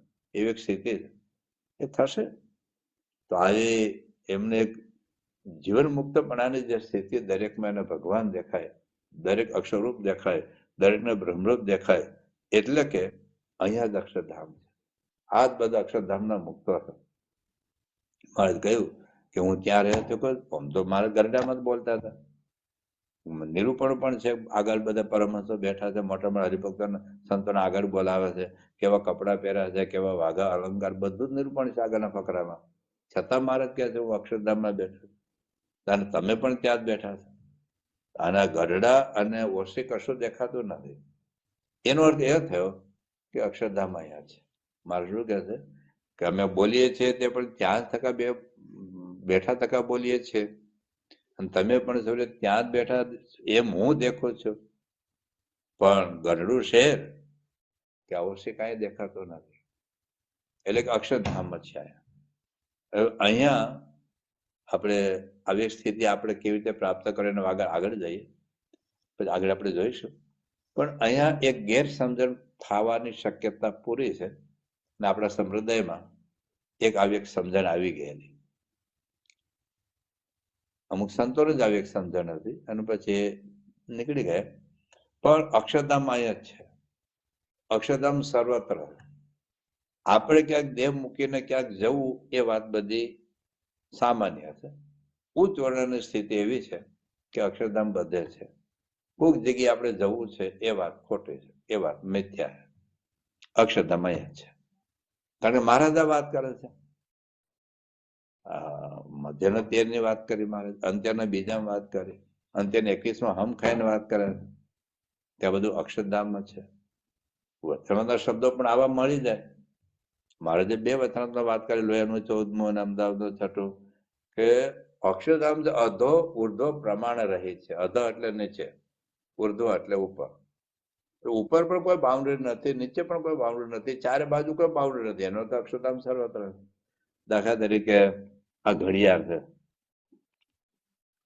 મહારાજ એવું કે અક્ષરધામ છે, ઉપર ક્યાંય બાઉન્ડ્રી નથી. આ ઘડિયાળને એક બાઉન્ડ્રી આવી ગઈ. જો બાઉન્ડ્રી આવી ગઈ ને, અહીંયા એક બાઉન્ડ્રી આવી ગઈ, અહીં પણ એક બાઉન્ડ્રી આવી ગઈ, નીચે પણ એક બાઉન્ડ્રી આવી ગઈ. તો મારે અક્ષરધામ કેવું? અધ એટલે નીચે, ઉર્ધ્વ એટલે ઉપર, અને ચારે કોર, એને કોઈ બાઉન્ડ્રી જ નથી. એટલે કે સરસ. જેમ આકાશને કોઈ બાઉન્ડ્રી નથી. આકાશની કોઈ બાઉન્ડ્રી ખરી કે 10,000 મીટર કે 10,000 કિલોમીટર કે લાખ કિલોમીટર પછી આકાશ પૂરું થઈ જાય છે? નીચે પણ લાખ કિલોમીટર પછી આકાશ પૂરું. આ પૃથ્વીને બાઉન્ડ્રી ખરી? પૃથ્વી ગમે એટલી મોટી હોય, સૂર્ય ગમે એટલો મોટો હોય, કદાચ ગમે એટલો સૂર્ય કદાચ મોટો હોય, એનો ડાયામીટર કદાચ લાખો કિલોમીટર હોય, પણ છતાં તમને ગોળ દેખાય છે. ચંદ્ર ગોળ દેખાય છે. ગોળ દેખાય એટલે બાઉન્ડ્રી એની પૂરી થઈ જાય. તો મારે કે અક્ષરધામ આવું છે, આકાશ જેવું છે, સર્વત્ર છે. અધ ઉપર ચારેક વાર પ્રમાણ રહિત, એટલે બાઉન્ડ્રી નથી. આવું લોહીના 14 નામ લખ્યું, આવું અમદાવાદના 6 લખ્યું. એ મધ્યમાં 13 કે છે હું અક્ષરધામમાં તમે બધા બેઠા છે, અંત્ય 2 અને અંત્ય 21 હમ ખાઈને કે છે મારે. આવા શબ્દો મળે.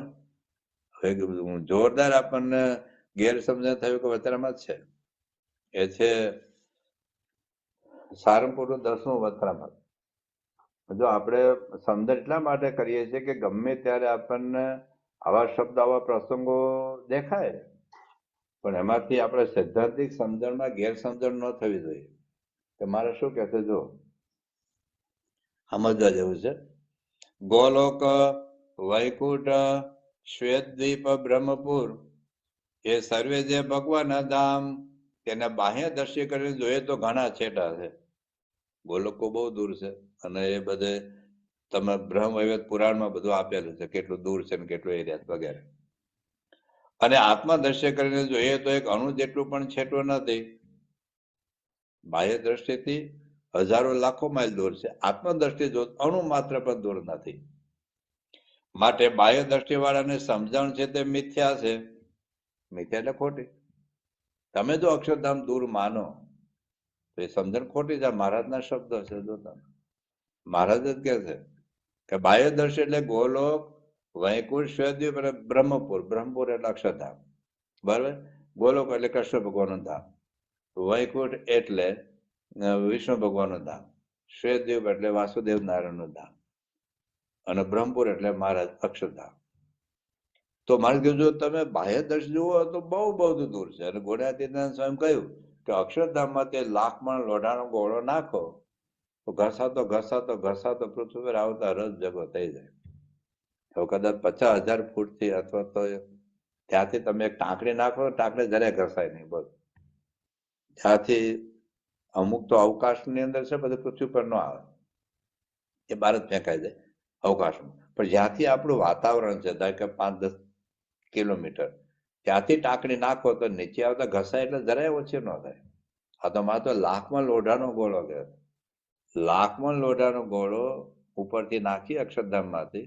આ ગુણાતીત કલ્પના તો કરો. 1,00,000 મણ લોઢાનો ગોળો, અને ડાય કેટલી મોટી હોય, અને કેવી રીતે ગાળીને ઓગાળીને કેવી રીતે 1,00,000 મણ લોઢાનો ગોળો બનાવો. આ ગુણાતીતના સામેની વાત છે. તો પૃથ્વી પર આવતા રસ ભેગો રસ થઈ જાય. હવે કેટલું દૂર છે. તો મહારાજ કહે છે જો તમે અક્ષરધામના દૂર માનો તો તમારી સમજણ ખોટી છે, મિથ્યા. અને જો અક્ષરધામ તમારાથી એક અણુ માત્ર દૂર નથી એવું માનો, એ સમજણ સાચી છે. સારંગપુરનું 10મું વતરામાં છે, મહારાજનું વતરામાં છે. તો હું કહે છે, અને બાહ્ય દ્રશ્ય કરીને જોઈએ એ તો ઘણા છેટે છે, અને આત્મા દ્રશ્ય કરીને જોઈએ તો ઘણું માત્ર છેટું, જેટલું પણ છેટું નથી. માટે બાહ્ય દ્રષ્ટિવાળાની સમજણ છે તે મિથ્યા છે, અને આત્મા દ્રષ્ટિવાળાની સમજણ છે એ તે સત્ય છે. પછી મહારાજ આગળ વાત કરે છે, અને જે સાધુ એમ સમજતો હોય છે મારા ચૈતન્ય વિશે ભગવાન અખંડ સદા વિરાજમાન છે. જેમ દેહમાં જીવ હોય તે મારા જીવના વિશે ભગવાન રહ્યા છે, અને મારો જીવ છે તે તો શરીર છે, અને ભગવાન તો મારા જીવના શરીર છે. અને પોતાના જીવાત્માના સ્થૂળ સૂક્ષ્મને કારણ શરીર થકી પૃથક માને, અને તેને વિશે અખંડ ભગવાન બિરાજમાન છે એમ જે સમજે, તો તે સંત થકી ભગવાન તથા ભગવાનના ધામ તે અણુ માત્ર છેટે નથી. અણુ માત્ર છેટે. મહારાજ એ સમજણ સાચી કે છે. બાજુ આમાં તો ભૂલો પડી જાય કે નહીં, કે મહારાજ કે ગપ્પા થોડા. મારા અક્ષરધામ દૂર માનો તો સમજણ ખોટી છે, તમારી મિથ્યા છે. અક્ષરધામ અહીં જ માનો, આપણા અણુ માત્ર દૂર નથી માનો તો સમજણ સાચી છે. મહારાજના શબ્દ. મહારાજ કેટલાક વતન એવું કહે છે કે જેને ભગવાનનો નિશ્ચય હોય, ભગવાનનો મહિમા હોય, એને તો અક્ષરધામ અહીં જ માનવાની વાત છે, અનુભૂતિની વાત છે. શ્રીજી મહારાજ આ વાત આપણને કહે છે. તો મહારાજે પ્રથમ 78માં વત્રમતમાં વાત કરી છે. એમાં શું કહે છે મહારાજ કે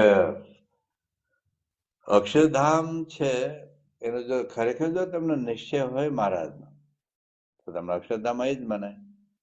જ્યાં જ્યાં ભગવાનની નિષ્ઠા છે, જ્યાં જ્યાં ભગવાન મહિમા છે, એનો તો ભગવાન અહીં જ છે. મહારાજ લખ્યું છે પ્રથમના, જેના પરિપક્વ નિશ્ચય હોય તો પ્રથમના 63માં વત્રામાં છે એમાં મહારાજ એવું કહે છે,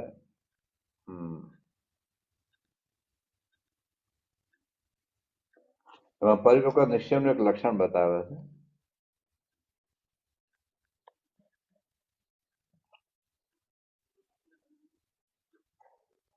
જો જેને પરિપક્વ નિશ્ચય હોય તેનો તો મનમાં એમ રહે છે, મારે સર્વે પ્રાપ્તિ થઈ રહી છે અને જ્યાં પ્રત્યક્ષ ભગવાન યાદ છે ત્યાં જ પરમધામ છે. ત્યાં પ્રત્યક્ષ ભગવાન યાદ છે ત્યાં પરમધામ છે. બરાબર. હવે પ્રથમના 78માં વચન મહારાજ આવી વાત કરી છે. એટલે પેલા છે આપણે પૂર્વ પક્ષ ઉભો કરે છે, મહારાજ આ બધી વાતો કરી છે તો કઈ ખોટી વાત નહીં. મારે શું કહે છે, જે ભક્ત એમ સમજે છે, શું સમજે છે કે જે ભગવાન ભક્તોનો સંગ છે ને ભગવાન રાજીપો થશે તો મૃત્યુ લોકમાં છે તો પણ એ ભગવાનના ધામમાંથી 2028માં આ વાત કરી. તો મૃત્યુ લોકમાં છે છતાં અક્ષરધામમાં જ છે મહારાજ એ વાત કરે છે આપણને. તો એમાં કઈ વાત તો ખોટી નથી મહારાજે આ વાત કરી હોય તો.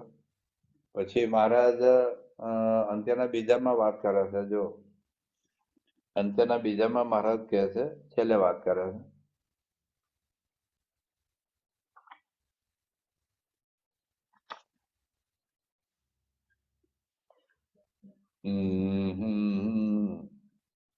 અને જયારે આવો સંત સમાગમ પ્રાપ્ત થયો ત્યારે તે દેહ મૂકીને જેને પામવા હતા તે દેહ છતાં મેળ્યા છે. માટે જેને પરમ પદ કહીએ, મોક્ષ કહીએ, તે છતે દેહ પ્રાપ્ત થયો. શ્રીજી મહારાજ કહે છે, તેના 7મા વચન મહારાજ એ જ વાત કરે છે. એટલે છતે દેહ અક્ષરધામને પામેલો છે. ભાઈ દેહ મૂકીને ભગવાનના ધામમાં જવું એવું નથી. મારે શું કહે છે, અને એવી રીતે જે ભગવાનના ચરણાવિંદ વિશે પોતાના મનને રાખે તેને મરીને ભગવાનના ધામમાં જવું એવું નથી. લો એ તો છતે દેહ જ ભગવાનના ધામને પામી રહ્યો છે. છતે દેહ ડાયા જ. પ્રથમ 78માં કે જે ભક્ત એમ સમજે છે આ ભગવાન આ સંત એ સર્વ ગોલોક વૈકુંઠના નિવાસી છે એટલું જ નહીં, એટલે આ બધા એ અક્ષરધામના બધા નિવાસી છે, બ્રહ્મપુરના છે. એટલે અખંડ આઠે પોર આનંદ વર્તે છે બધી. તો આ બધા વચનો આધાર શું થાય, અક્ષરધામ અહીં છે. ગુણાતીતાનંદ સ્વામી બે એક વાતમાં લખ્યું છે કે અક્ષરધામમાં જવું જેવું રહે છે પણ અક્ષર પોતાને માને તો જવા આવવાનું ક્યાં રહ્યું. એટલે દેહ મૂકીને ક્યાંક જવાનું છે એ વાત જ નહીં. આ વિશ્વાની વાતમાં આવે છે. એક બીજી વાતમાં આવે છે કે જે આ સાધુનું જેને જ્ઞાન જેવું કાંઈ કરવું ને તો અહીં છે તો પણ અક્ષરધામમાં જ છે. તો મહારાજના વચરામાં સારંગપુરનું 10મું, અંત્યનું 2, અંત્ય 7, પ્રથમ 63, પ્રથમ 78 એના સ્વામીની વાતો. આ બધાના આધારે એવું થાય કે અક્ષરધામ તો અહીંયા જ છે, દેહ મૂકીને ક્યાંય જવા જેવું છે નહીં ભાઈ. એટલે કે આ અને કોઈ એમ કે અક્ષરધામ દૂર છે તો સમજણ મિથ્યા છે, અક્ષરધામ અહીં જ માને સમજણ સાથે છે. એનો અર્થ એ થયો કે અક્ષરધામ છે જ નહીં જે આપણે જવાનું છે. તો પછી આ બધા શબ્દોનું તાત્પર્ય શું છે? આ શબ્દનું તાત્પર્ય એટલું જ છે, અક્ષરધામ પણ છે જ્યાં આપણે જવાનું છે. મહારાજ ત્યાં મારા જનને અંતકાળે જરૂર તેડવા આવવું. બિરુદ મારું ન બદલે. અને પ્રથમના પેલા વચનમાં લખ્યું કોઈ વિમાનમાં જાય છે, કોઈ રથમાં બેસીને જાય છે એટલે હું અહીં ધરમપુર છું, ધરમપુરથી અમદાવાદ જાઉં છું એનો અર્થ એવો થાય કે ધરમપુર અમદાવાદ જુદું છે. ધરમપુર એ જ અમદાવાદ નથી, ધરમપુરમાં અમદાવાદ નથી. ધરમપુર અમદાવાદ જુદું છે, એ ડિસ્ટન્સ છે. અમુક કલાક ગયા પછી મને અમદાવાદ હાથમાં આવે. એમ આપણે પૃથ્વી લોકો ઉપર છીએ, અક્ષરધામમાં જવાનું છે. મહારાજ અને ગુણાતીત ગુરુ તેડવા આવે છે, તો અહીં અહીં નથી. તો પછી એનું તાત્પર્ય એટલું જ છે કે આપણે છતે દેહ અક્ષરધામની અનુભૂતિ કરવાની છે. નહીં તો શું દશા થાય ખબર છે? મજે સારંગપુરા 10માં વાત કરી કે ગોલોક, વૈકુંઠ, શ્વેતદીપ અને અક્ષરધામ અહીંયા છે. તો એનો અર્થ શું થયો? કૃષ્ણ ભગવાન અહીં છે કારણ કે ગોલોકનું ધામ છે, ગોલોક અહીં છે. વિષ્ણુ ભગવાન અહીંયા છે કારણ કે વૈકુંઠ પણ અહીંયા છે. વાસુદેવ નારાયણ છે, નરનારાયણ પણ અહીંયા છે, મહારાજ અહીંયા છે. તો પછી હવે ગોલોકના મુક્તો જુદા, ગોલોકના ધણી જુદા. તો એક જ જગ્યાએ બધા ભૂતની જેમ આટા થોડા માર્યા કરે. એક જ જગ્યાએ ગોલોક પણ અહીંયા, વૈકુંઠ પણ અહીંયા, બદ્રિકાશ્રમ પણ અહીંયા, શિવદ્વીપ પણ અહીંયા, અક્ષરધામ પણ અહીંયા. એ શક્ય નથી. હકીકતમાં તો ગોલોકનો એરિયા કેટલો છે, વૈકુંઠનો એરિયા કેટલો છે, કેટલું દૂર છે, બધું જ આપણા પુરાણોમાં લખેલું છે. એટલે ગોલોક એક સ્થાન છે, વૈકુંઠ એક સ્થાન છે, શિવદ્વીપ બદ્રિકાશ્રમ એક સ્થાન છે, એ રીતે અક્ષરધામ પણ એક સ્થાન છે. એ ખોટું નથી. તો પછી આમ લાગ્યું સારંગપુરના દસમાં મારે લખ્યું કે અક્ષરધામ એક સ્થાન છે, દૂર છે, એવું માનવ બાહ્ય દ્રષ્ટિ જેને ખોટી સમજણ છે. એનું શું તાત્પર્ય સમજ? એનું તાત્પર્ય એટલું સમજવું કે દેહ મૂક્યા પછી મારા ધામમાં જવું છે, એ દેહ મૂક્યા પછી સુખ આવશે. પણ જો અત્યારે તમે આવી સ્થિતિ પ્રાપ્ત કરી લો તો તમને અત્યારે એવું સુખ આવે. મૂળ મહારાજને આ પ્રત્યક્ષ ભગવાનને નિષ્ઠા કરીને પ્રત્યક્ષ ભગવાન સુખ તમે અહીં જ લો, અક્ષરધામમાં ગયા પછી નહીં, એમ અહીં સુખ પ્રાપ્ત કરો. એ માર્ગનો કહેવાનો તાત્પર્ય. ઘણી વખત પ્રમુખ સાહેબ મહારાજ કહેતા, બહુ વખત કદાચ સારંગપુરથી સ્વામી અમેરિકા જવાના હોય, લંડન જવાના હોય, તો પરદેશી સ્વામી પાસે ઇન્ડિયા આવતા હોય. અમુક પ્રેમી ભક્તો બહુ હોય કે બાપા તમે ક્યારે પાછા આવશો, ક્યારે આપણને લાભ મળશે. તો એક વખતે સામે બોલતા સ્વામી કે જ્ઞાનીની દ્રષ્ટિએ ભગવાન ભેગા છે, અજ્ઞાની છે ને એમ માને કે ભગવાન દૂર છે. હવે દાખલા તરીકે સારંગપુરથી સ્વામી પ્રમુખ સાહેબ મહારાજ, અત્યારે મહંત સાહેબ મહારાજ લંડન જવાના હોય. હવે ત્યાં બે વ્યક્તિ છે, એક અમથાભાઈ ને એક મફતભાઈ. દાખલા તરીકે હવે અમથાભાઈ ને જ્ઞાન ખૂબ થઈ ગયું, મફતભાઈ અજ્ઞાની. તો પ્રમુખ સાહેબ મહારાજના કહેવા પ્રમાણે મફતભાઈ માને છે કે પ્રમુખ સાહેબ મહારાજ કે મહંત સાહેબ મહારાજ લંડન છે, અને અમદાવાદને જ્ઞાન થઈ ગયું છે, સમજણ છે, એવું માને છે કે પ્રમુખ સાહેબ મહારાજ અહીં છે. બરાબર.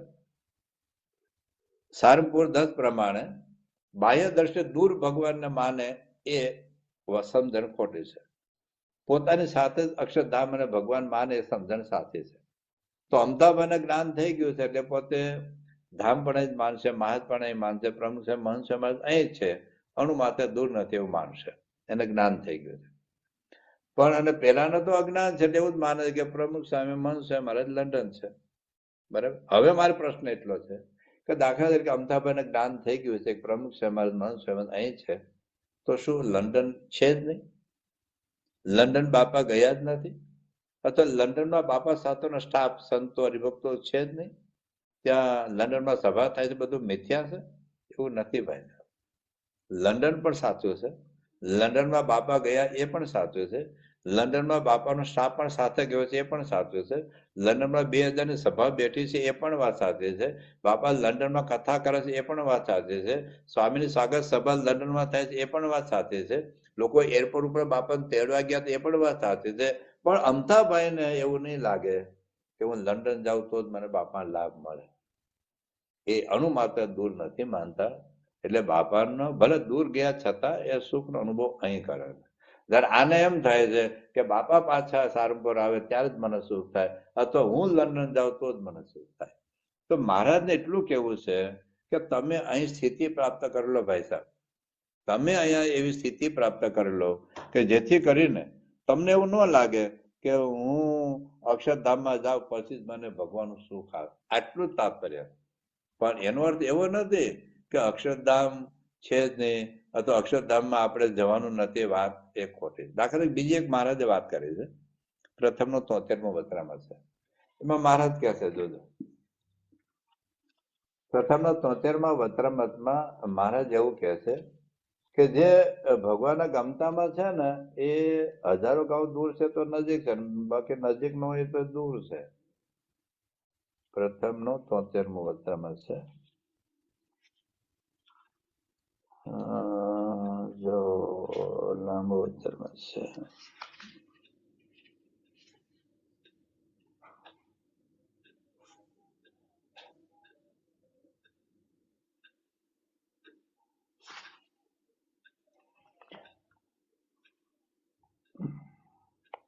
જો તો 1000 ગાઉ ગયો હોય, શું કે છે મહારાજ, એ જે પરમેશ્વરના ગમતામાં રહીને જે રાજી રહેતો હોય તે તો હજારો ગાઉ ગયો હોય તોય અમારી પાસે છે, અને જેને એવી રીતે મન અર્પ્યું ન હોય અને તે અતિશય અમારી સમીપે રહેતો હોય તો એ લાખો ગાઉ છેટે છે. હવે આ પણ અમથાભાઈ મફતદારની વાત કરીએ. દાખલા અમથાભાઈ છે ને, બાપા અત્યારે અટલાદરા છે, બરાબર. એક અમથાભાઈ છે, બાપાની આજ્ઞાથી એ ગોંડલ ગયા, પણ બાપાની મરજીમાં બાપાને કે બાપા કે ગોંડલ જાઓ તો ગયા અમથાભાઈ. તો બાપા કહે છે હજારો ગાવ, ગોંડલ તો થોડુંક છે, હજારો ગાવ દૂર હોય તો મારી સમીપમાં. એનો અર્થ એવો નથી કે ગોંડલ નથી ને ગોંડલ ગયા એ ખોટું છે. પછી મારે શું કહે છે, પણ જેને મન સર્વ અર્પણ ન કર્યો હોય તે અતિશય અમારા સમીપે રહેતો હોય તો એ લાખો ગાવ છેટે છે. એટલે બાજુમાં જ મનસર ખભે બેઠા હોય, મનસર કોળા બેઠા, મનસર ભેટતા હોય તો એ મનસર એવું મારાથી લાખો ગાવ દૂર છે. આવી વાત પ્રથમના એટલે મધ્યના 33માં વાત કરી છે. કે નિષ્કામ ધર્મ બરાબર પાડતો હોય, ત્યાગી રીતે, ગ્રહસ્થ રીતે, તો હજારો ગાવ એટલે 1000 ગાવ એટલે 2000 માઇલ થાય, 3200 કિલોમીટર થાય. તો 3200 કિલોમીટર દૂર હોય તો માણસ કે મારી બાજુમાં, પણ એમાં જો ખામી હોય તો મારી બાજુમાં છે છતાં લાખ ગાવ એટલે 2 લાખ માઇલ થાય, 3,20,000 કિલોમીટર દૂર થાય. ભેગો જ છે છતાં પણ દૂર છે, પેલો દૂર છે છતાં ભેગો છે. કારણ એના 11મા વચનામૃતમાં મહારાજને આવો પ્રશ્ન પૂછ્યો છે કે કોઈ આજ્ઞાથી દૂર જાય તો હવે એને તો ભગવાન સંબંધી પદ વિશે નું સુખ લેવું છે તો શું કરે? મારી આજ્ઞાથી ભેગો દૂર જાય છે છતાં ભગવાન એનાથી મટકું ભરે એટલે દૂર રહેતા નથી.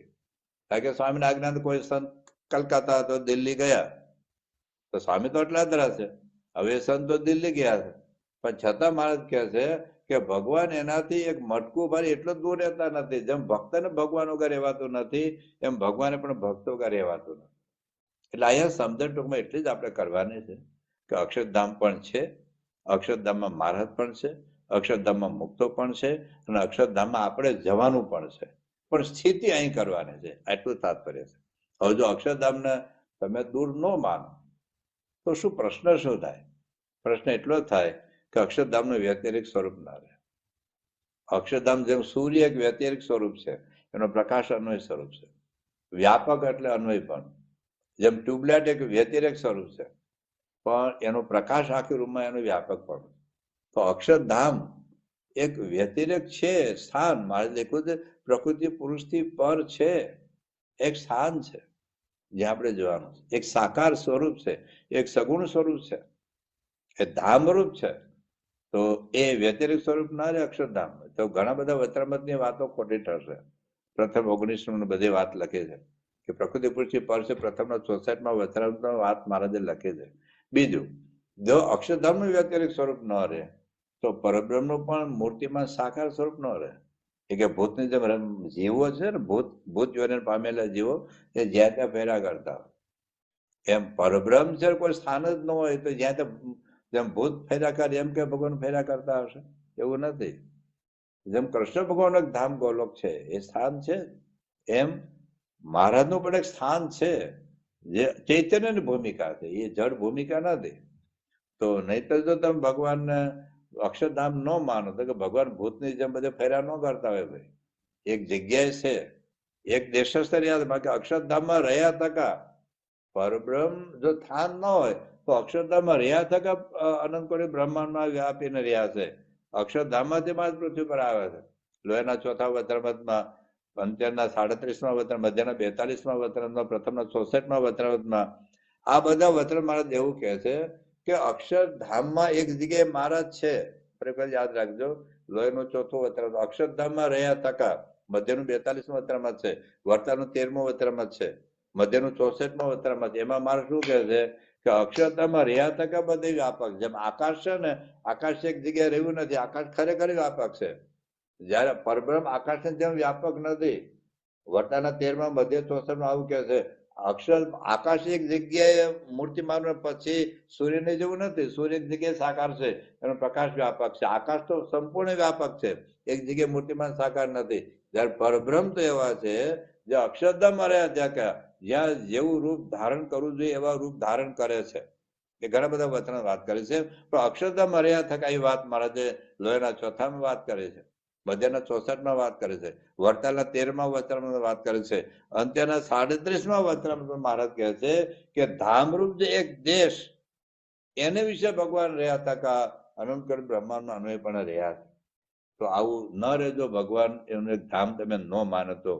બીજું, જો અક્ષરધામને સ્થાન ન માનો તો દેહ મૂક્યા પછી જે જીવ ભગવાનના ધામમાં જાય છે, ઘણા બધા વચનમાં વાત, પ્રથમનું પેલું વચનમાં વાત, એમાં તો મહારાજ આખું નિરૂપણ કરે છે. જો પ્રથમના પેલા વચનમાં શું કહે છે?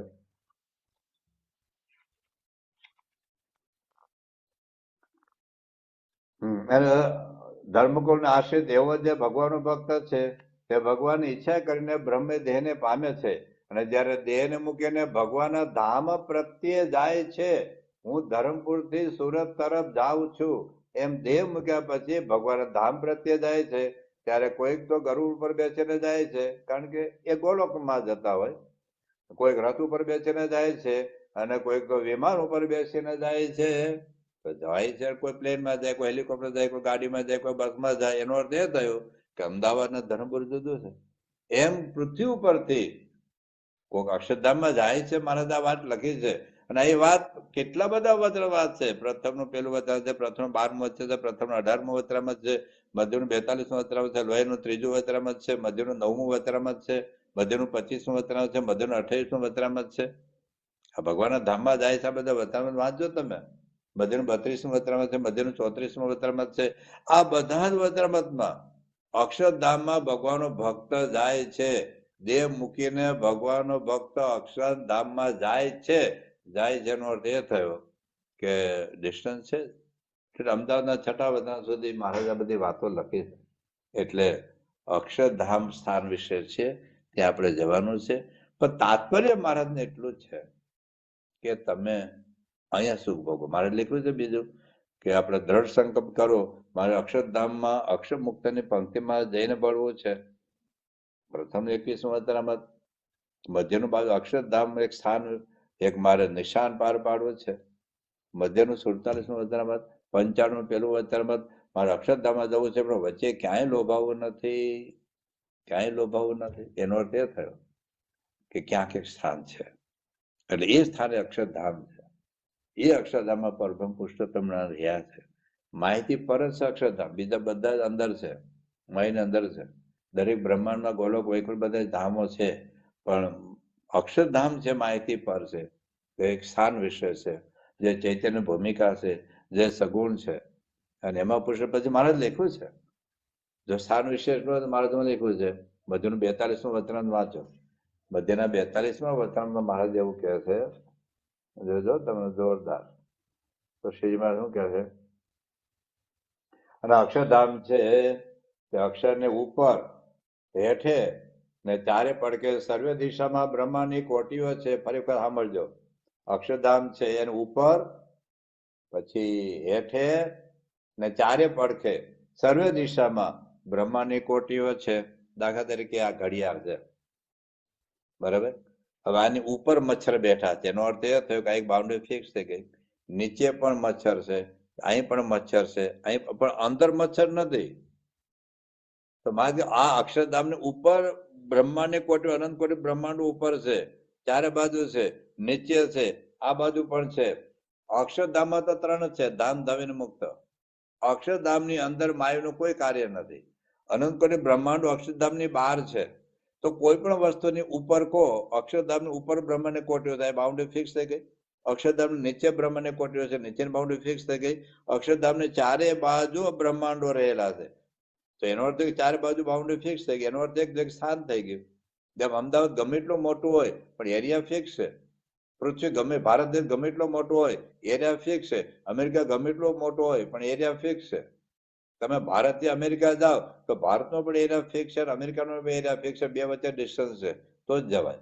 એમ આપણે અક્ષરધામમાં જવું છે. અક્ષરધામ અહીંયા જે છે ચિદાકાશ છે, ચિદાકાશ છે. જેમ સૂર્ય છે એ મૂર્તિમાન છે, એનો પ્રકાશ છે. એમ અક્ષરધામ એક સ્થાન છે, એનો પ્રકાશ ચિદાકાશ છે. જેમ અનંત કોટી બ્રહ્માંડો રહ્યા છે, પણ અક્ષરધામમાં અનંત કોટી બ્રહ્માંડો નથી. અક્ષરધામ સ્થાન, ધામ ધામીને મુક્ત છે. બ્રહ્માંડો બધી ચિદાકાશ રૂપી અક્ષરધામનું સ્વરૂપ છે, એમાં રહેલા છે. એટલે આ એક બહુ ચોખ્ખી સમજણ રાખવાની છે કે અક્ષરધામમાં આપણે જવાનું છે, પણ અક્ષરધામનો અનુભવ અહીં કરવાનો. અક્ષરધામનો અનુભવ અહીં શા માટે કરવાનો છે? શ્રીજી મહારાજની આવી સ્થિતિને એટલા માટે વાત કરે છે કે આપણે પણ અક્ષરધામનું સુખ અહીં લઈએ. છેલ્લે વાત કરીને પૂરું કરું. ડોક્ટર આપણને એવું કે મને પેટમાં દુખતું હોય અને ડોક્ટર પાસે જાવ કે સાહેબ મને પેટમાં બહુ દુખે છે, તો મને કે તમે એક દવા લઈ લો. જો દવા આપું, આ ટેબ્લેટ લેવાથી તમે 2 મિનિટમાં મૃત્યુ પામશો અને પછી પેટનો દુખાવો બંધ થઈ જશે. હવે આવા ડોક્ટરને શું કરવાનું? ચાલ, કોઈ પણ પેટનો દુખાવો હોય, ટીબીનો હોય, કેન્સર હોય અથવા ગોઠણનો દુખાવો હોય, માથાનો દુખાવો હોય, એ દવા આપીને આપણે 2 મિનિટમાં મૃત્યુ થઈ જાય પછી હવે ગોઠણનો દુખાવો બંધ થઈ ગયો તો મર્યા પછી તો બધા દુખાવો બંધ થઈ જાય. એ મર્યા પછી તો મહારાજ દયા કરશે, આપણને અક્ષરધામમાં લઈ જશે. પણ જ્યાં સુધી છતેથી આપણામાં સ્વભાવ દોષો વાસના છે ત્યાં સુધી પ્રત્યક્ષ ભગવાનને બાજુમાં બેઠા હશું, ખોળામાં બેઠા હશું તો પણ સુખ નહીં આવે.